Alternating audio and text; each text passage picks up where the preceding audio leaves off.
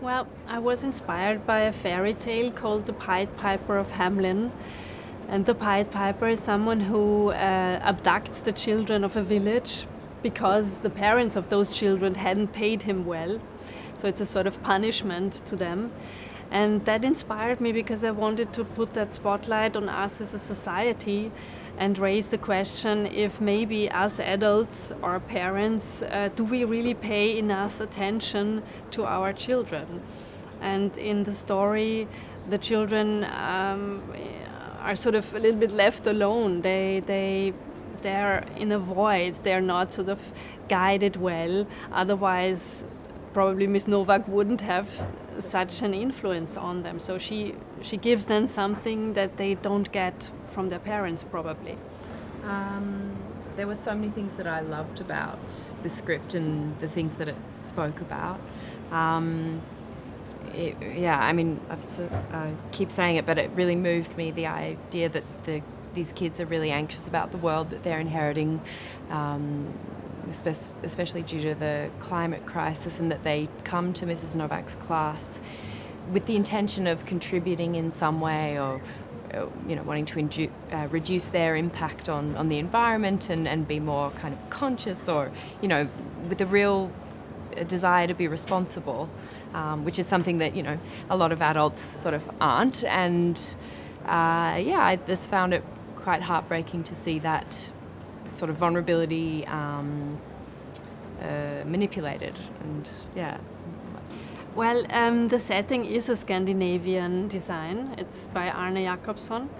And as soon as we had found that location, we were quite happy, because I was not trying to find a location that is typical for UK schools, because I didn't want to make any comment on specific UK schools. I wanted to make a more universal comment on European culture, if you want, or society. So that place was perfect for us. It was not specifically in that place.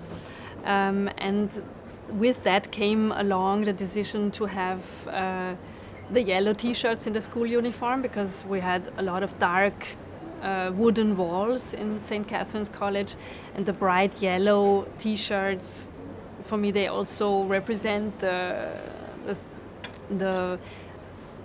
the delicacy of youth. It's a very fresh and springtime color. It was, very much in collaboration with Jessica. Jessica, from the beginning, had very specific sort of vision for everything, I guess, for the whole film, and also for Mrs. Novak. And we had a good kind of collaborative relationship where we sort of, built the character together, I guess, and everything influences that, from the costumes to the discussions that we would have. And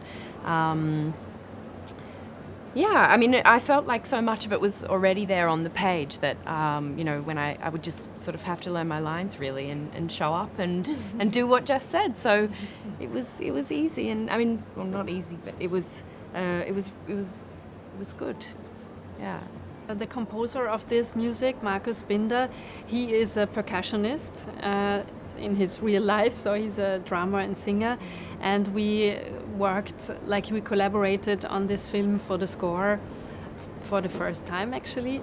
And we listened to some drum or percussion sets from all over the world. We tried to get inspiration also from cult drumming. So we were listening to some voodoo rituals where they use drums, and also some Asian, more meditation-like rituals, also led by drums. So there are different drum rhythms within the score that are also inspired by different cultural, spiritual drum rhythms. Well, I think the restriction of food has always also been a political statement. It has been used in a way of hunger strike to make a political statement.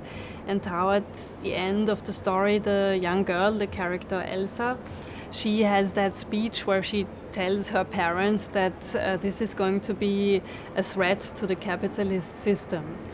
And she blames the food industry for destroying a lot of the environment and also the health of the people. And I personally think she's right, but she decided to make a very radical political Gesture, statement yeah. and the gesture that comes with it, which is her eating her own vomit.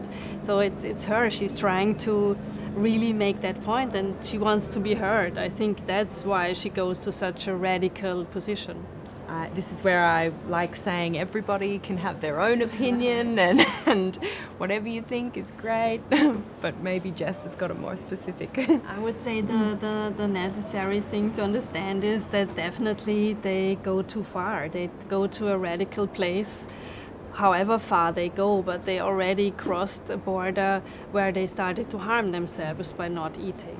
And I think that's already what makes us think as an audience, and in the best way it also makes us think about the reasons why, and would it be maybe better for us as adults to sort of protect the young people in a better way and take care of them.